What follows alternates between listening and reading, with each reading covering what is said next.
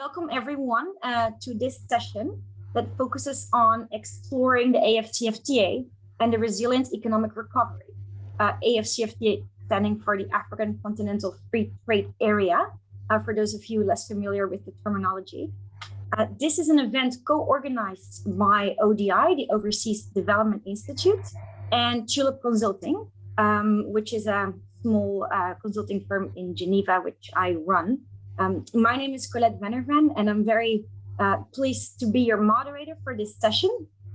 Basically, what the goal is of this session is to zoom in a little bit on what is happening regionally in Africa in light of ongoing and emerging discussions that are very pertinent today as we are in a world that is struggling with the aftermath, or I guess ongoing math of COVID-19.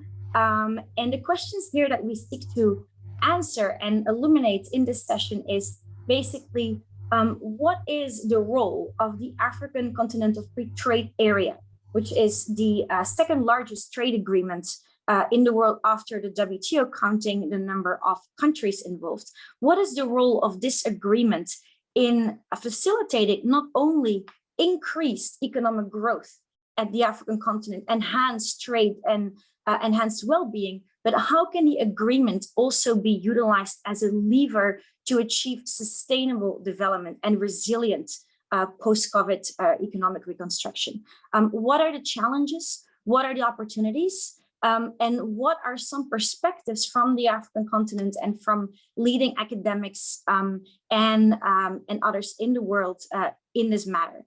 So that is basically the context of this event. The speakers will be introduced in the chat box, but briefly, I wanted to just highlight what great expertise we have with us today here. So starting with David Look, who I'm sure many of you, well, he doesn't need to be introduced, but he is currently the director of the Firas Laiji Institute for Africa at the London School of Economics, which is doing a lot of leading and innovative research, and previously led the African Trade Policy Center at UNECA, the United Nations Economic Commission on Africa. So we're very pleased to have him.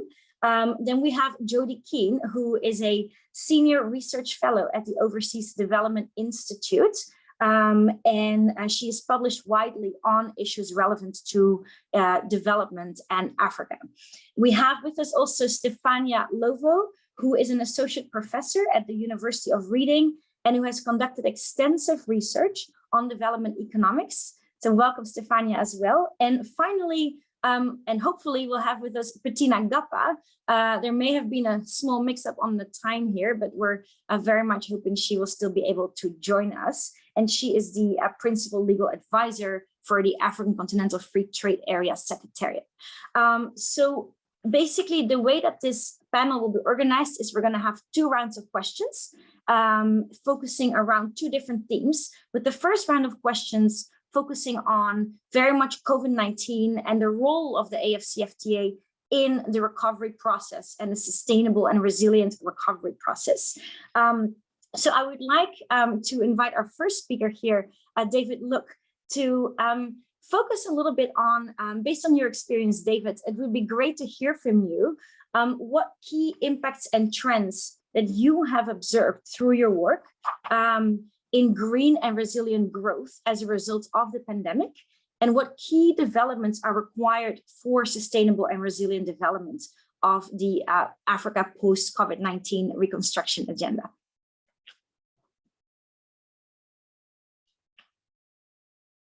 I believe you're muted, David. Yes, okay. Can you hear me? No? Can you hear me?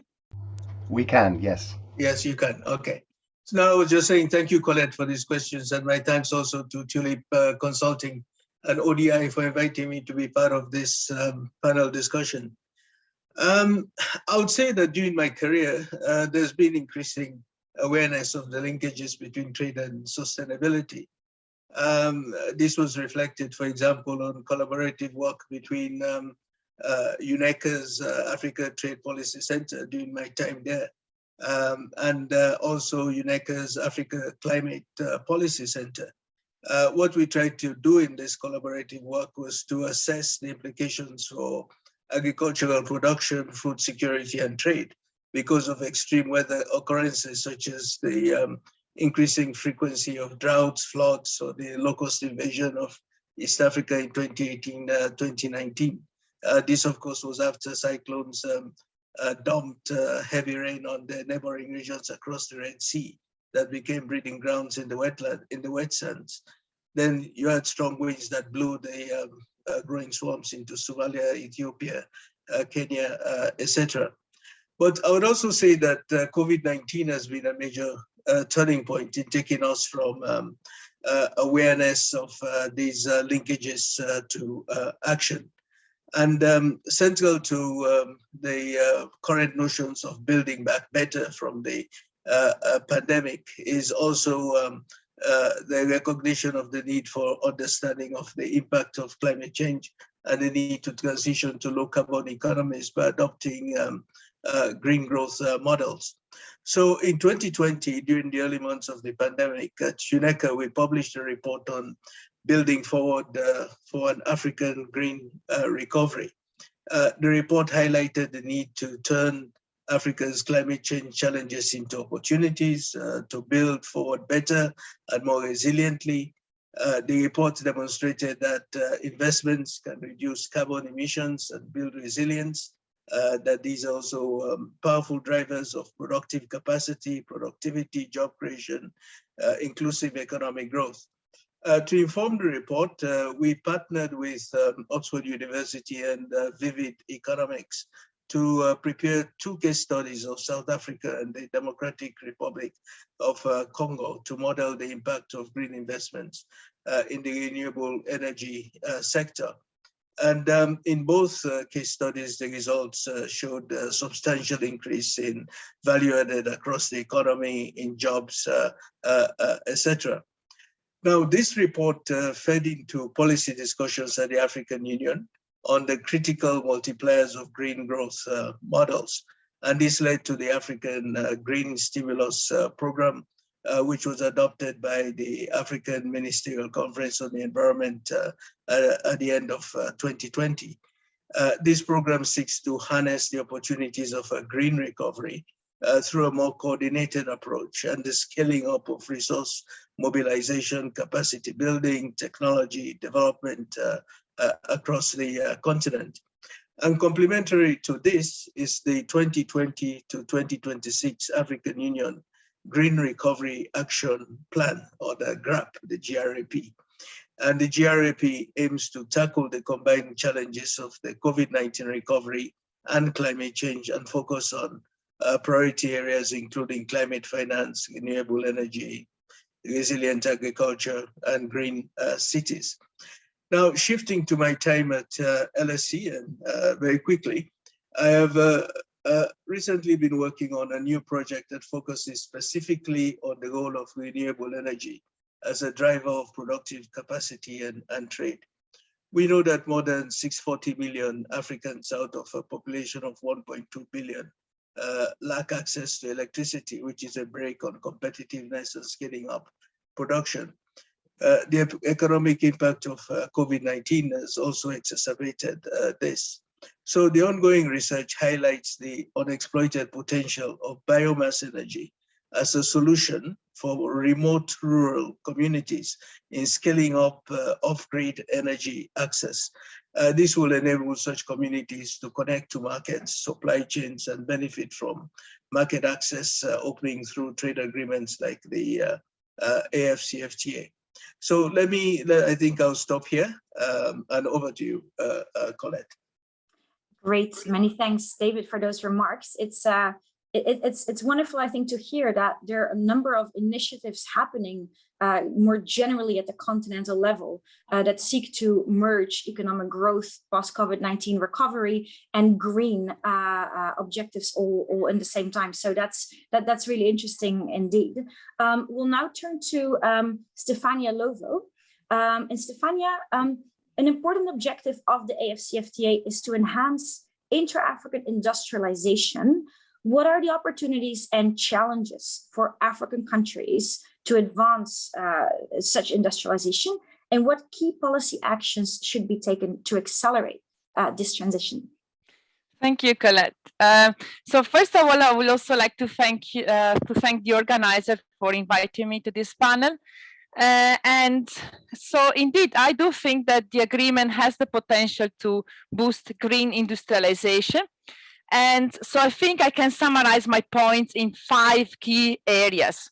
So the first one, also following David's comment, is improving electricity supply. The cost of unreliable energy supply has been estimated to be up to 2% of GDP. And research showed that eliminating outages has increased productivity of firms in Ghana by 10%. So here there are really opportunities to expand electrification through renewable energy. And this is an area where Africa has an enormous potential to exploit.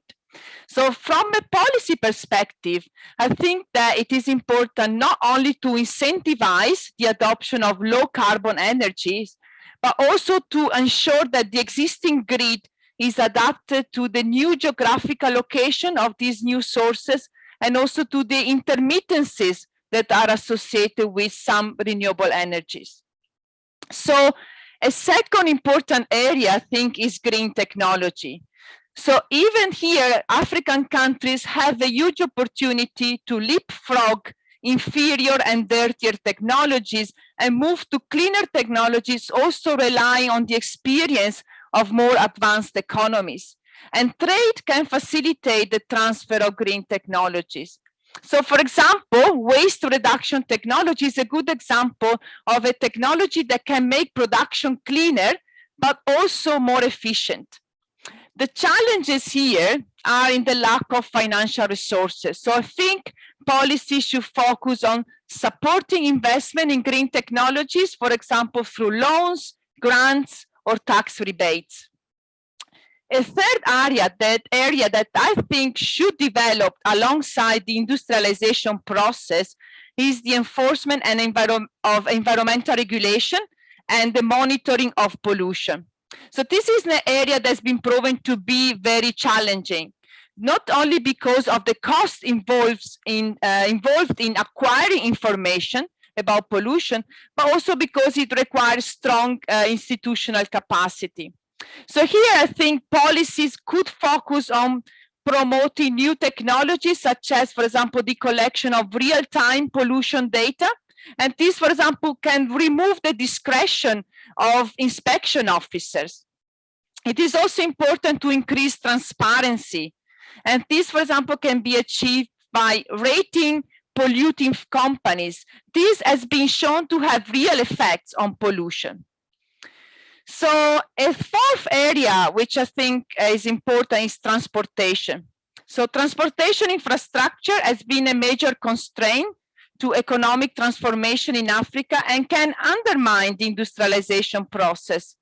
So cross-border transportation is still a challenge. And also another important challenge is that transportation is a major contributor to air pollution. So the average car in the continent is 15 years old. So here I think policies should focus not only on improving transportation infrastructure, but also to making transportation more sustainable. So finally, the last area I think is managerial practices. I think this should not be underestimated.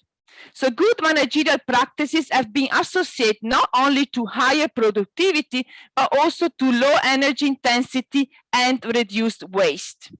So here policies could focus on training programs, coaching programs, or consulting to improve managerial skills. So I think overall these are the 5 areas where policy can really play a role in promoting the green industrialization process. Thank you. Great. Thank you so much, Stefania. Lots of really interesting and concrete ideas on how to advance the broader green industrialization agenda for the continent, and an interesting reference, like David had as well, to the importance of electricity and green vehicles and things like that. So very interesting. Now we move to Jody King. And Jody, based on the work you have previously conducted, could you please tell us how value chains can be shaped in order to support resilient economic recovery objectives for African countries that are currently a party as well to the African Continental Free Trade Area? Yeah, thanks very much, Colette, and thanks for you organising the panel, and thank you to the other speakers as well. Really insightful points. I hope to pick up on a few of the points that have been raised, this focus on kind of renewable energy and technologies within this intervention. I must say at the outset that it's not just my work, ODI's work. The project that I'll talk about today, the analysis was undertaken in conjunction with the African Trade Policy Centre and the African Centre for Economic Transformation. So briefly, we reviewed in detail 6 African countries' recovery strategies. We looked at Ghana, Kenya, Rwanda, Mozambique, Nigeria, and South Africa. And we reviewed both their immediate as well as their more medium to longer term objectives, because obviously, you know, the recovery strategies have evolved. We've been in this pandemic for quite a long time now. So we identified the kind of trade-related resilience building objectives. And when I talk about resilience building, I mean both in the economic sense, in terms of enhancing supply and securing imports, but also resilience building in terms of sustainability objectives, because over time, as recovery strategies have evolved, we can see that there's been this greater emphasis on these kind of resilience buildings in a sustainable development perspective, and we can see that coming through in some of the recovery strategies. So, you know, at the outset, you know, our starting point really is that the AfCFTA has the potential to build more resilient value chains in the economic sense, and then we're trying to identify, you know, how in the more kind of sustainable development sense, in terms of environmental objectives and climate objectives, how this economic and environmental resilience building can go kind of more hand in hand and can be better supported by the AfCFTA. So whilst there are big differences in the recovery strategies, both in terms of the amount of resources that have been channeled, as well as the different emphases on these different aspects of resilience building, we can see that value chains are being actively shaped by policy, but the links to investment and trade policy in particular are not always that well articulated. For example, in the case of Rwanda, it has a manufacture to build and recovery strategy, and it explicitly mentions the role of EAC, the East African Community trade policy, as a means through which to support those objectives, but it doesn't mention the AfCFTA, for example. There are specific measures that it includes in order to support that manufacture to build and recovery program, and that includes fast-tracking investments in manufacturing and construction. But we could see, you know, there's not an emphasis at the current time in terms of ensuring that those kind of inputs are cleaner and greener. In the case of Kenya, there's a big Green in Kenya campaign.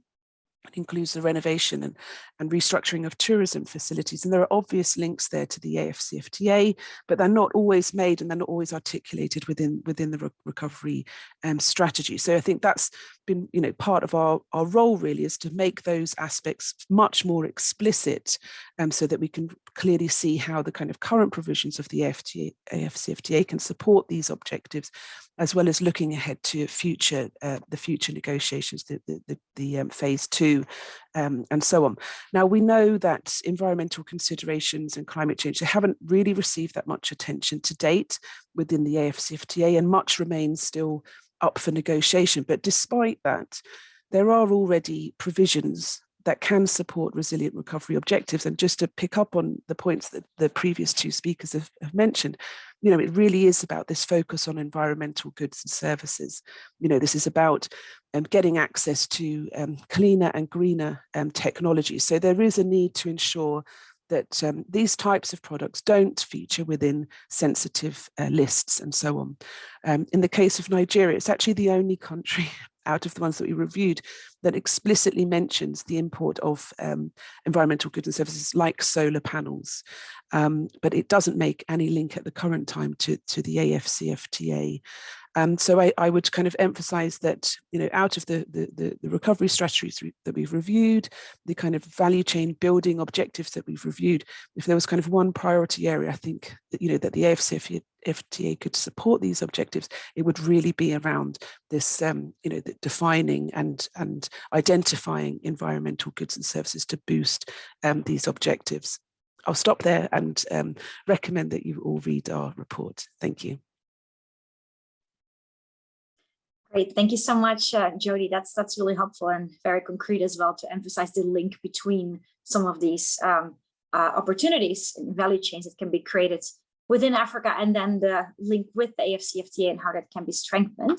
I believe Patina has not been able to join us, which means we have more time for round two, which would be great. So the second round of questions focuses on really the role of the African Continental Free Trade Area in advancing some of the opportunities that the speakers have mentioned so far, as well as in addressing the challenges that are that arise in the context of this green economic recovery.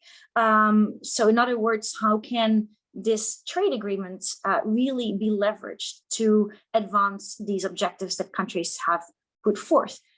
So we would like to hear, turn the floor back to David. And David, we would like to hear from you how the AfCFTA can advance green growth in the continent, and whether you think there are additional provisions required that the AfCFTA currently doesn't have to make it better aligned with green and sustainable development objectives. And it would be great here, perhaps, if you could talk a little bit about also what the role is of the regional economic communities, which Jody mentioned. And if you believe there is a role, or there should be room for additional provisions in the AfCFTA, such as, for example, by adding a specific protocol on trade and sustainable development. So the floor is yours. Yeah. Once again, thanks for this question. Certainly, let me take the last point first, whether a protocol would be helpful. Yes, I think it would be helpful.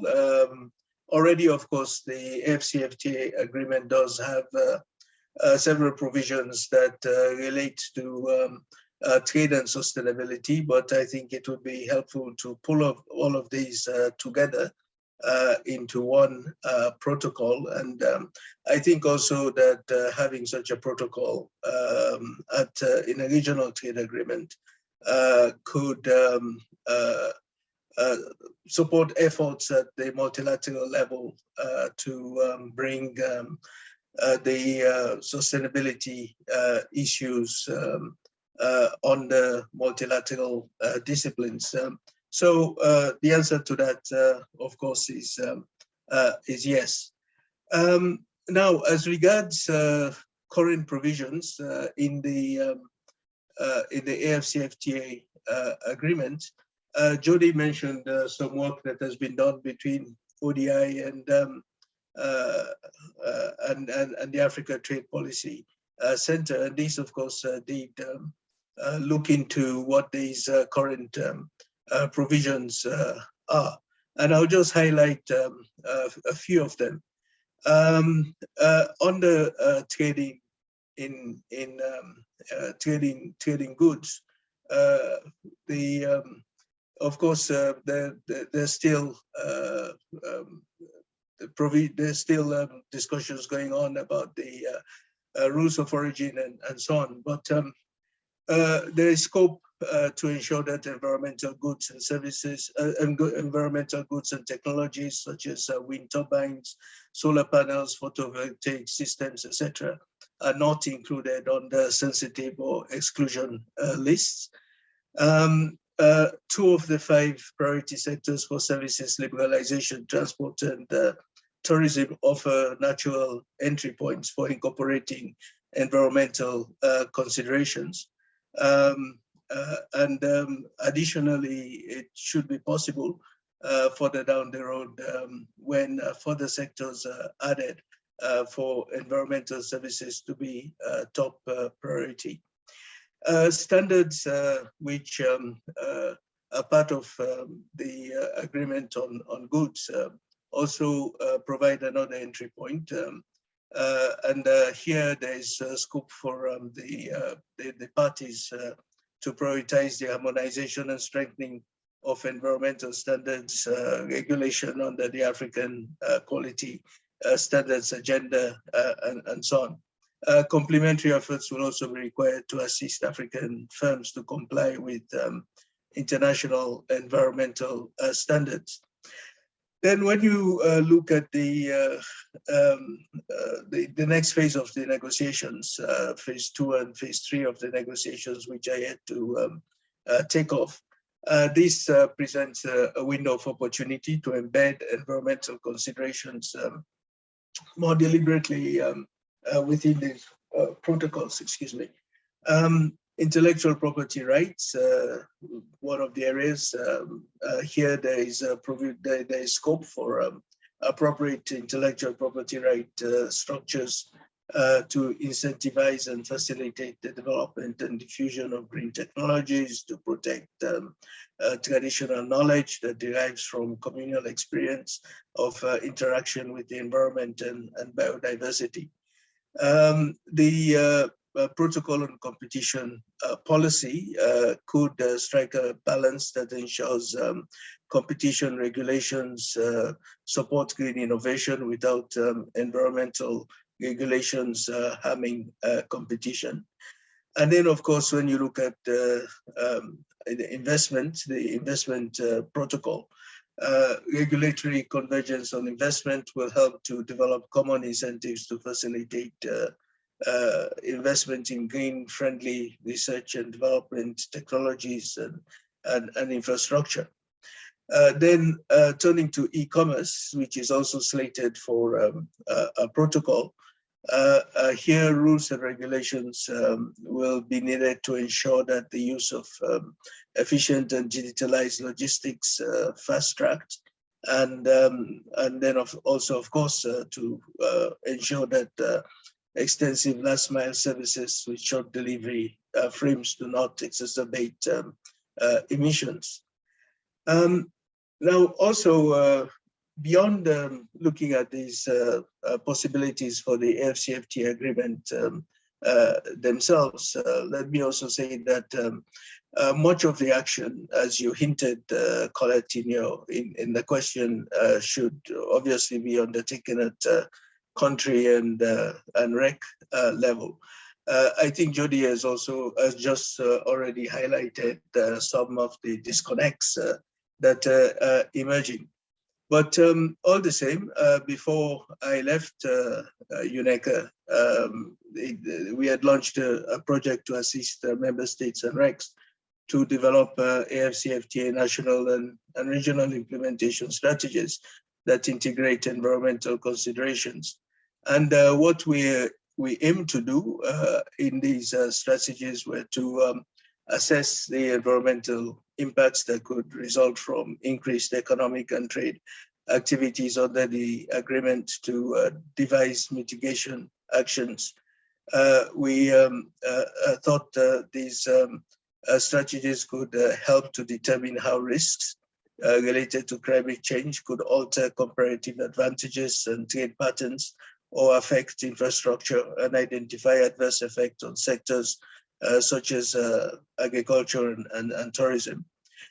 We thought that they could help to examine how the AfCFTA agreements could promote the production and trade of goods and services that are essential for tackling environmental challenges, and in that sense, prepare, as I said, for when environmental services are added. But beyond that, as the agreement is implemented, how the agreement in goods also could be of use in this area.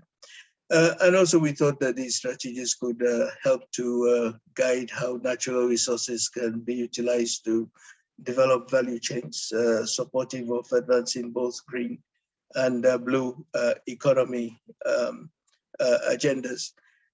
So these strategies, as I said, being done at national level, I believe over 40 countries were already involved, and at least 3 RECs were also already involved.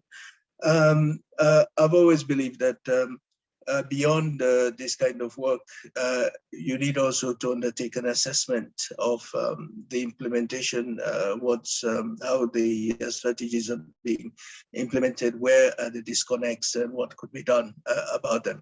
But nonetheless, I think this gives you an overall idea of the kind of thinking that has gone into supporting implementation and to ensure that this crucial linkage between trade opening, environmental sustainability is maintained. I'll stop here. Great, David. Thank you so much for that.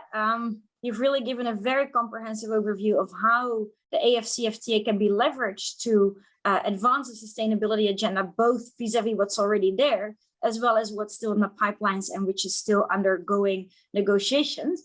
So thank you for that. And I'm also very happy to welcome Patina to our panel.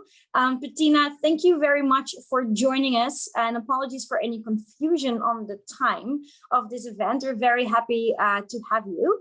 And I would like to include you in a discussion here and ask you, in your role as the Chief Legal Officer for the AfCFTA, what are some of the areas where you see the discussion happening between sustainable growth and this African trade agreements? And where do you think there may be opportunities to strengthen the role of the AfCFTA in bringing sustainability to the fore? And what are your opinions on the possibility of, for example, adding a specific protocol on trade and sustainability? We'd love your thoughts on that. Thank you. Thank you so much, Colette. And really, please accept my apologies for joining you late. It was a confusion over time. You know, we are on British Mean Time in Ghana, and also a confusion over which panel I was actually doing today. So I'm really sorry to join you so late. But in any event, my brief here was going to be a listening brief. And you know, Colette, I work for an African Union institution, so I'm not allowed to call myself chief because chief is very high up. So I'm the principal legal advisor, and my role is to assist the Secretary General of the institution, the state parties, in implementing the agreements. And you know, this question of sustainability is one that comes up over and over in different ways. Sustainability not only meaning environmentally sustainable, but sustainability also meaning long-term sustainability, which also includes questions of inclusivity. And one of the really interesting conversations, and I was very happy to hear David Luke refer to value chains. One of the interesting conversations we're having here is around global value chains, right? So I'll give you one example that I'm very fond of, right? So tobacco is a very intensive crop, right? It may not be the most necessarily sustainable, environmentally friendly crop to harvest and to grow and to harvest and so on. And of course, it's really bad for the health.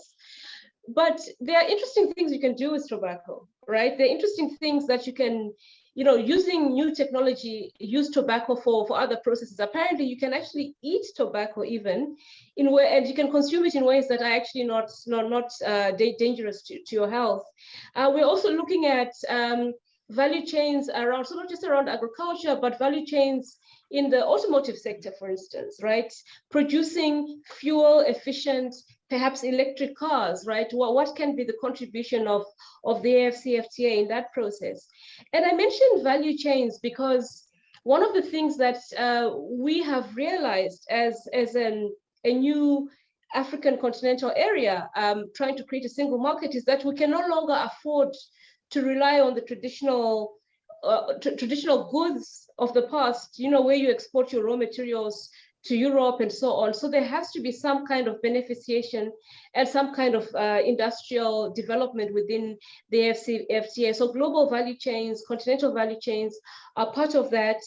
And I have to say, I think the last time I spoke to a Geneva audience on this question of sustainability, I had to admit that there's actually only one reference to the environment in the AfCFTA agreement.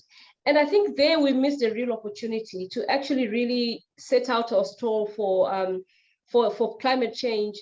So, and I think part of it is that the negotiators were fairly conservative, but that does not mean to say that we cannot have in the future a protocol addressing sustainability particularly, and a protocol on the environment. And certainly we're trying to build those concerns into the current work we're doing now, for instance, on the investment protocol. So let me just stop there for a minute, and because mine really is a listening brief here. Thank you. Great, Patina. This is great that we have your insights here and that you could share those with us. And it's also really interesting to hear about the role of sustainability in the discussions that you're having at the AfCFTA Secretariat and what could be done going forward. So that's wonderful. So we'll now move to Stefania again. Stefania, green growth is broad, obviously, as it encompasses a number of different elements. You've already mentioned electricity and renewable energy in your previous interventions. But what about, for example, mitigating pollution, preserving biodiversity? Is there a role for that in the African continent and the accompanying free trade agreements? So what parts of the green growth agenda will be critical for Africa based on your experience and expertise? Thank you. Thank you, Colette. So I won't repeat myself much, but I still think, that renewable energy is an important part of the green growth agenda. So while African countries are minor contributors to climate change, still coal and oil-fired power plants are sources of pollution. So the agreement is expected to promote the expansion of energy-intensive sectors. So this is going to increase demand for electricity, which must be met by cleaner sources. So I think to allow this transformation, the appropriate incentives needs to be in place. So here, I think the agreement could play some beneficial roles in few ways. So first, fossil fuel subsidies need to be removed. So subsidies, the cost of fossil fuel subsidies is estimated to be up to 4% of GDP. Subsidies disincentivize investments in clean energy, but also make products that rely on cleaner energy sources less competitive. So this will become more obvious as countries aim at increasing trade among each other. So the hope is for the agreement to generate sufficient pressure for countries to remove these anti-competitive subsidies on fossil fuels. So also subsidies reforms are politically difficult to implement. So I think here countries could take advantage of the expansionary effects of the agreement to gradually remove subsidies on fossil fuels. Another important point I made before was that of adapting the grid to the intermittencies associated with renewable energy, such as solar or wind in particular. So I think here the agreement offered the opportunity to integrate energy market across countries. Only 5% of energy is traded across borders in Africa. And so there are some power pools in some regions, but they are still not sufficiently developed, and some countries are completely isolated. So the agreement here, so integrating energy markets can really help address the problem of intermittencies, and the agreement can help consolidate cross-country relationship and favoring the integration of the grid and of energy markets. And then this could also lead to more harmonized energy prices, which will be important to achieve deeper level of integration in the continent. So a final point that I want to make is instead about mitigating pollution. So green growth means decoupling production from local pollution, but also to reduce waste. So here, the agreement can favor the setting up of harmonized environmental rules and standards. The agreement can favor the diffusion of environmental policy across countries, and it can offer a venue to discuss, to have a dialogue about these policies. So I will give you just a few examples. Only few countries, for example, have adopted emission standards for vehicles. So this is an area where norms could be implemented in a harmonized way across countries.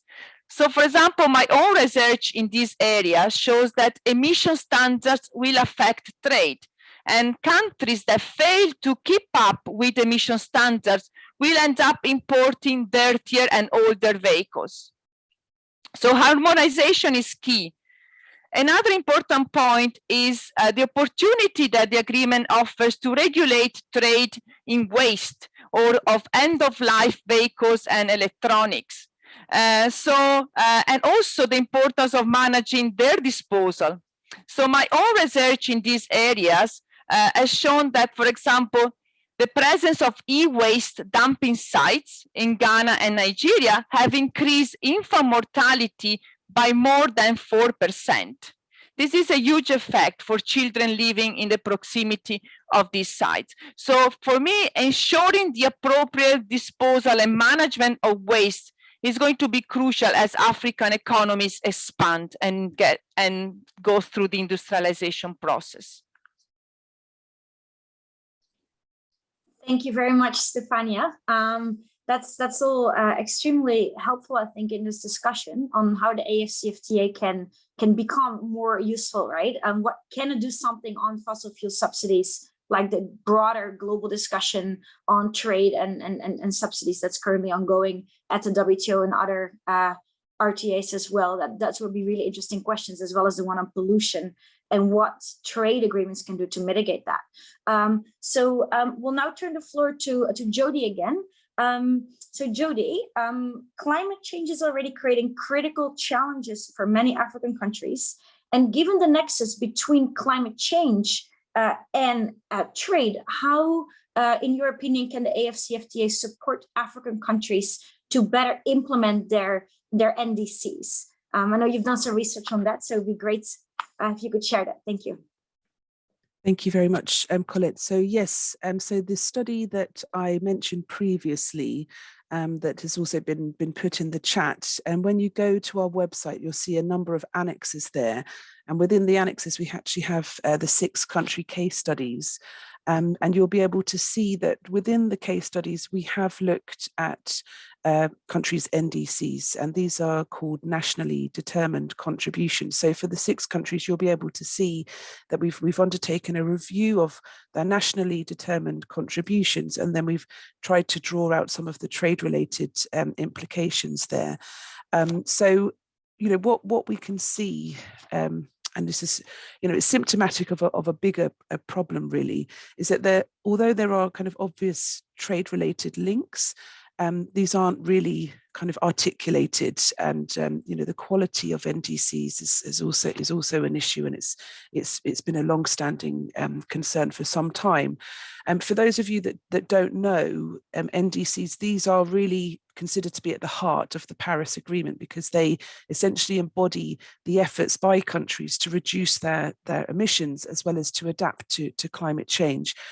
So although we can see, you know, the emphasis on kind of renewable energy, we can see, you know, we can link that to trade policy, trade and investment policy. It's this kind of articulating this means of implementing the NDCs, which, you know, and kind of mainstreaming the role of trade within them, which is a kind of big kind of gap. And it's, you know, partly reflects the fact that the trade and climate communities, although they're speaking more to each other and increasingly so, you know, we still are kind of lacking this really kind of focused, structured dialogue. So, you know, I think, you know, for Africa in particular, given the adaptation gap, you know, it is really important that these 2 communities are bridged. And I do feel that there's an important opportunity coming up with the next COP in Africa, and it kind of coincides with the implementation agenda of the AfCFTA, the finalization of phase 2 negotiations in some areas.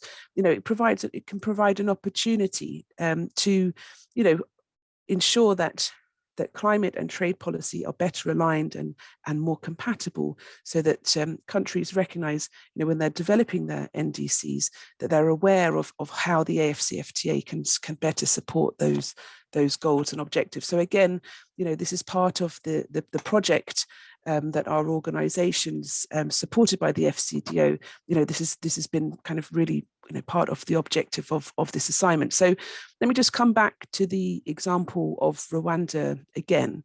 So I mentioned previously in its economic recovery strategy, that there's this focus on the manufacturing, building the capacity of manufacturing to recover. Rwanda also has a green growth and climate resilience strategy, and this features quite prominently within its NDC, which was submitted in 2020. Within that plan, there are a number of areas. It mentions green industry and private sector investment. It also mentions a low carbon mix of power generation for national grid.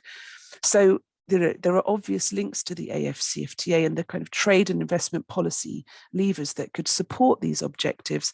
But I think it's a case of ensuring that the climate people who are developing NDCs are talking with the trade people. And so I think it's this kind of ensuring that there is that institutional linkage there that is strengthened. And of course, it's not just a problem for African countries; it's symptomatic of a wider issue. But looking ahead, given COP27 will be in Africa, perhaps there's an opportunity there.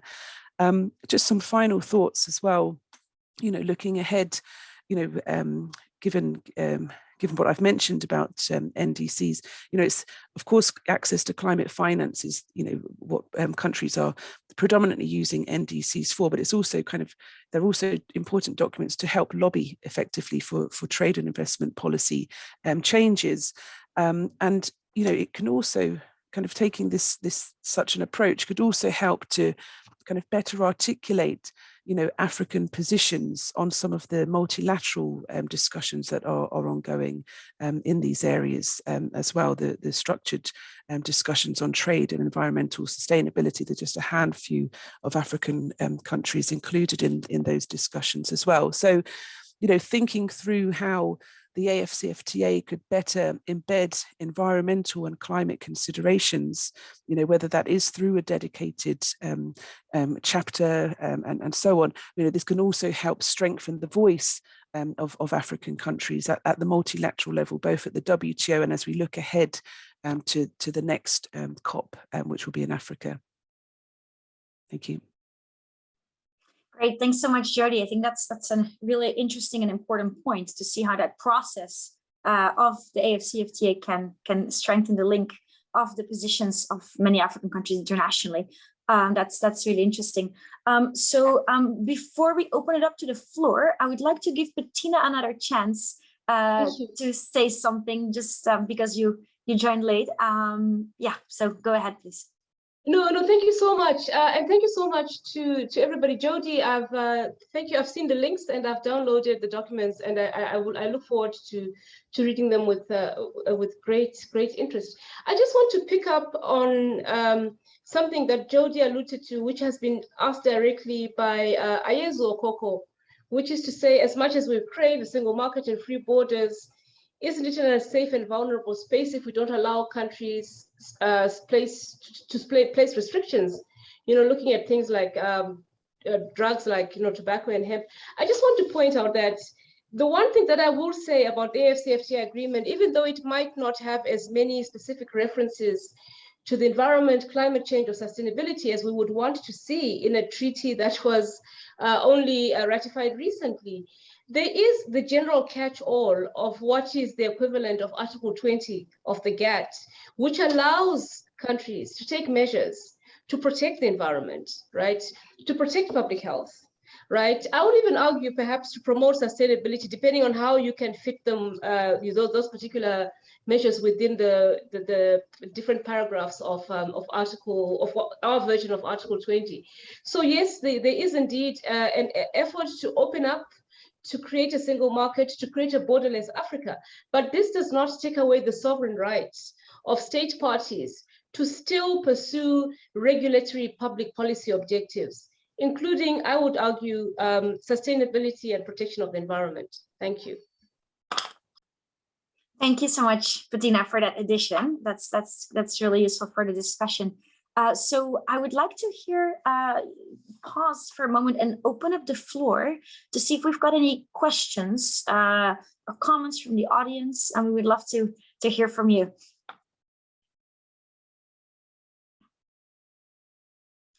Oh, I believe we have to ask any questions through the chat. So I stand corrected there. So if you have any questions, please share them with us in the chat box. You can use chat, or if you wish for people to raise their hands and then take audio questions as well, you can. Those are the two Q&A options. Great, thank you.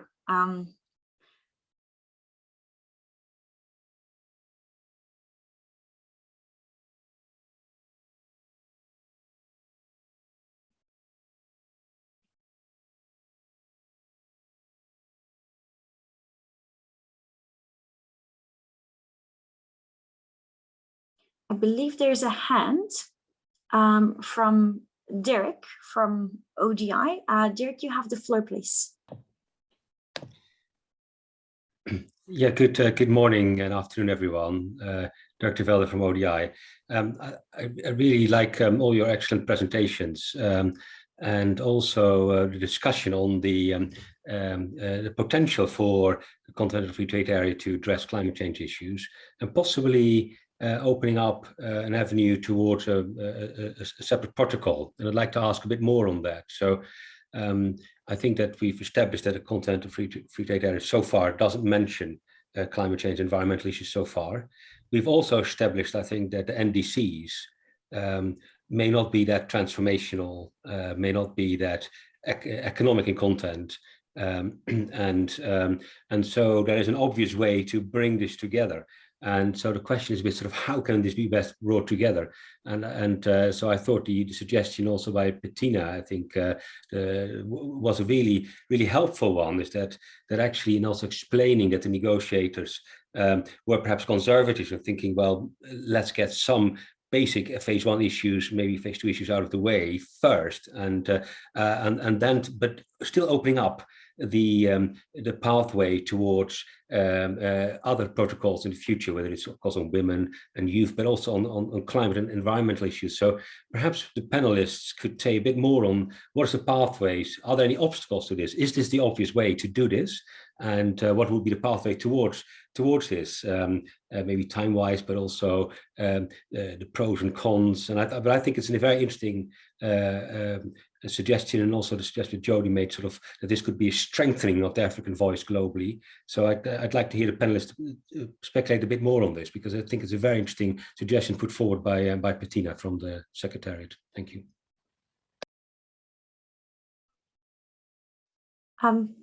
Patina, go ahead in answering the question, and Jody and anyone else who likes to add something to that. Thank you. Yeah, thank you so much, Dr. Willem de Velde. Nice Dutch name there, Dirk Willem de Velde. You know, this is exactly. Thank you so much. Thank you so much for taking out that string of my tangled remarks, because I really would like to unspool it a little bit, which is to say that there is nothing in the AfCFTA agreement, which I keep very close to me.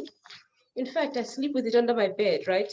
It's a very short document, and there's nothing that prevents the addition of further annexes. And my personal disappointment, this is now me as Patina and not as the principal legal advisor, but my personal disappointment is that we're doing great work on investment and competition in this round of negotiations. And there's a future contemplated protocol on women and the young, on the youth, right? But there isn't a specific mention of a protocol on sustainability. But the reason I say the door is not closed on that is because the African Union itself has a roadmap. I think it's called the GRAP, right? It has a roadmap on the green revolution and so on. And, in the way that Africa used mobile telephony to overleap landlines, I believe that we can use green energy and, that potential to overleap, even fossil fuels. I really believe that if we really put our minds to it and think creatively around how to green these value chains that we want to tap into, I think we'll find that there's an opportunity for us to really implement in a meaningful way the African Union's own policy roadmap. So it's not as though this is something that is imposed from outside. This is something that was adopted by Africa itself. And we just now have to find creative ways of making it part of the acquis of this trade regime that we're building. And if I may just, Colette, abuse my privileges and just a reference to Tanya, who really asks a good question about, we have to think about sustainability beyond global and supply chains. What about social sustainability? And this is where our protocol really, I think, has this distinctive comparative advantage compared to the others, because inclusivity is at the heart of what we're trying to do. Women are at the heart of what we're trying to do. Cross-border traders, the young, and these are the kind of traders whose work does not contribute in significant way to carbon emissions. So it's important that we include them at the heart of the AfCFTA as part of that effort to drive social sustainability. Thank you very much. Great, thanks so much, Patina. I would like to invite Jody and then David and Stefania as well to respond to the question asked by Dr. Willem de Velde, as well as the ones in the chat. So please go ahead, Jody.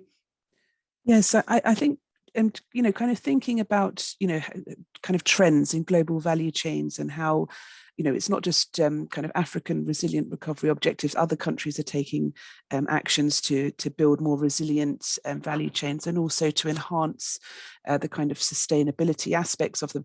I think it's also a case that African producers will have to adapt to those trends too.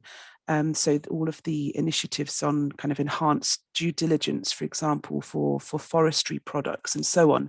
I mean, there could be the potential for kind of knock-on effects on some types of African producers. So potentially, strengthening or include, strengthening the environmental provisions within the AfCFTA through a dedicated sustainability protocol could potentially help African producers as well in adapting to these trends, which they are coming.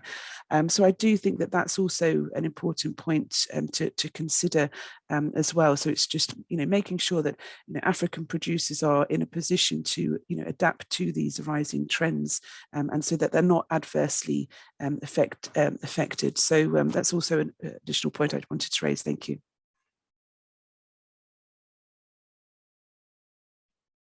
Thank you, Jody.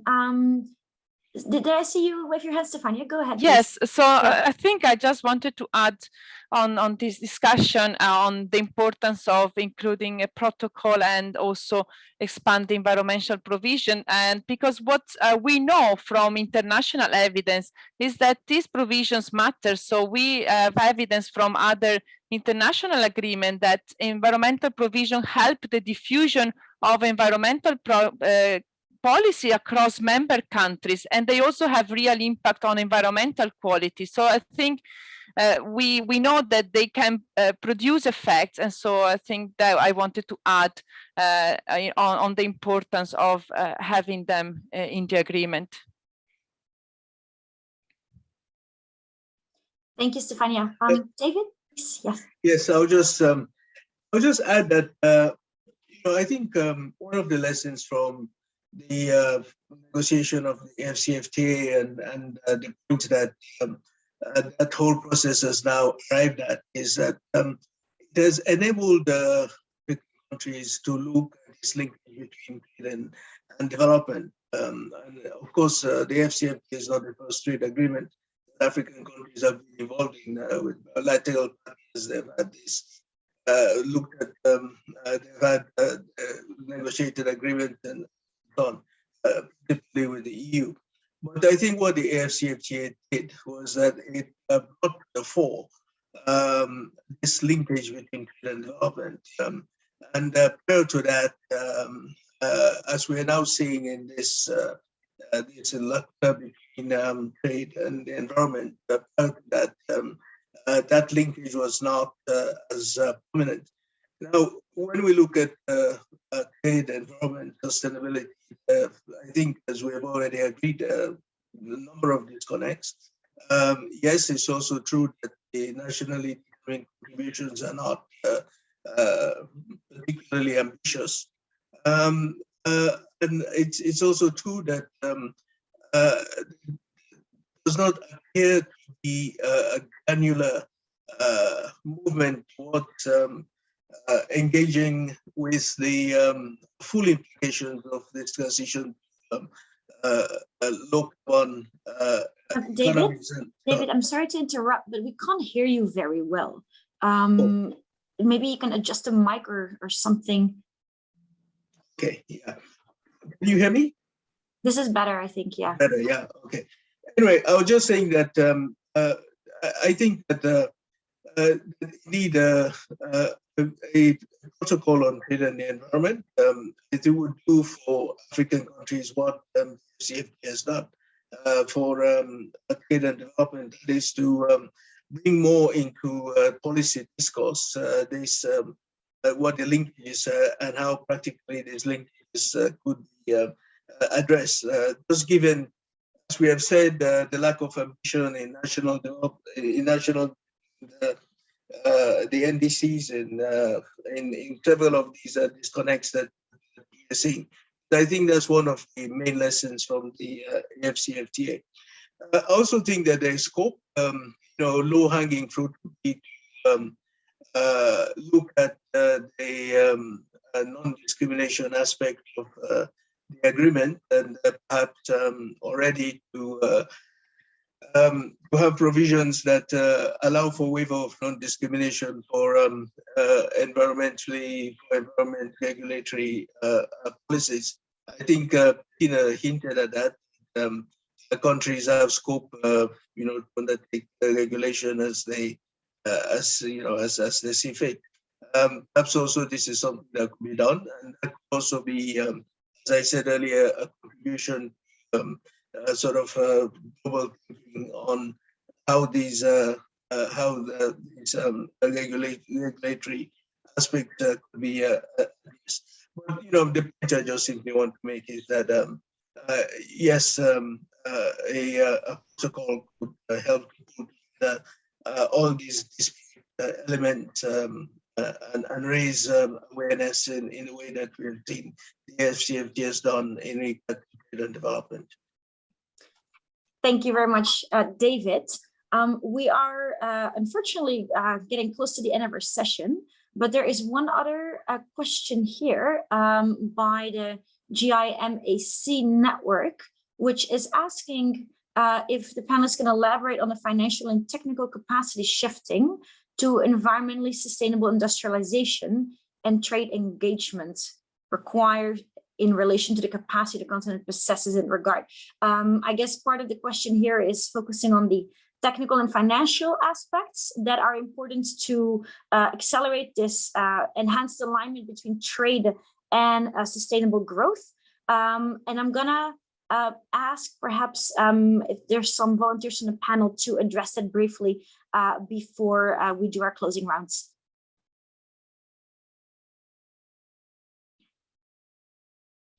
Jody, please go ahead. Yeah, I think it's a very important question. I mean, I think I would come back to the NDCs really, because these are kind of key documents for leveraging climate finance. On the one hand, but as I mentioned, the issue with these strategy documents at the current time is that the trade and investment policy levers are not very well articulated, and then so we have that issue. And then we also have within the kind of aid for trade, broader aid for trade discussion, the fact that within kind of existing aid for trade frameworks, kind of climate change considerations are not very well integrated. And there's a lot going on in that space at the current time, a lot of discussions on greening aid for trade, but I think there are also some concerns that sustainability criteria could become potentially another form of conditionality. So again, I would kind of emphasize this, if we can get, ensure that trade is effectively mainstreamed within NDCs. I mean, it's not going to be easy to do that, but that could help, really provide a stronger basis, because it's about joining up these dots. And I'm very pleased that the Africa Green Recovery Action Plan has been mentioned, because kind of right at the top of that agenda is the issues around climate finance. So it's about kind of trying to square these, the role of climate finance, the role of the AfCFTA, the kind of trade and investment policy levers that can really, help to drive the sorts of shifts, the transformational shifts that we know are needed, given the kind of adaptation imperative, as well as the mitigation objectives that some African countries have. They want to tap in and leapfrog, into new renewable energy sources and so on. So just those reflections. Thank you. Wonderful. So as we're coming to the close, I would like to invite all the panelists to take half a minute, maybe at most, and just say some key closing remarks that you think should be something that we all take away at the end of this session. So we'll just do a quick fire round of that. And then I'll just like to highlight here as well that there's one final question, or one question that came in asking also about the whether scope to take a human rights perspective on the context of the AfCFTA. So I invite you to also briefly respond to that. Yeah. So Patina, I see you've unmuted your mic. Please, why don't you go ahead? Yes, because the person who starts first is always in the least trouble. So just to say thank you so much to Jody, Stefania, David, Colette for, I'm so sorry I came to this wonderful panel so late, but it was such a pleasure. And I want to thank everybody for their interest in the AfCFTA, to Sandy, to ODI, for their support to us there, because ODI is one of the partners sending experts, African experts that are being sent to the AfCFTA. So I just wanted to thank you for that. But just to assure Favia Ofia on the human rights perspective, if the investment protocol, which we've just finished the zero draft of, if it goes through in the way that we hope it will, if it's accepted by the state parties in the way that we hope it will be, it's going to be a real game changer, both with respect to these issues of sustainability, as well as that very necessary human rights perspective. Thank you so much. Thank you, Patina. David, did you have half a minute? Sure. Well, of course, I think the human rights bring a normative perspective on these issues. At the end of the day, it's about people. It's about the right. I don't think that any of us would say we're doing anyone a favor as such. It has to be grounded in that kind of approach, that it's about people and right. So yes, I think insofar as trade policy through trade agreement and an agreement like the AfCFTA and take a human rights perspective, I think that is to be done. We ourselves done some previous work on these linkages, underscoring how important it is to have such a normative perspective. But just before my half a minute is over, there's also just to say that I think what one of the issues highlighted this panel is that much has been done, but there is still some disconnect, and there's still scope to go further at national level, at regional level, direct, and of course in the way that the AfCFTA is implemented.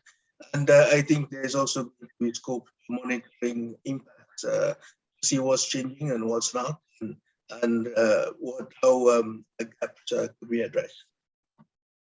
Great. I turn the floor to Stefania.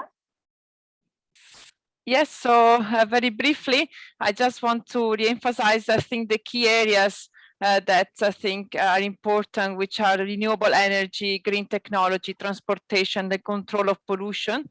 And I think that, sustainable objectives can be achieved with a combination of sound domestic policies, but also through a well-designed AfCFTA.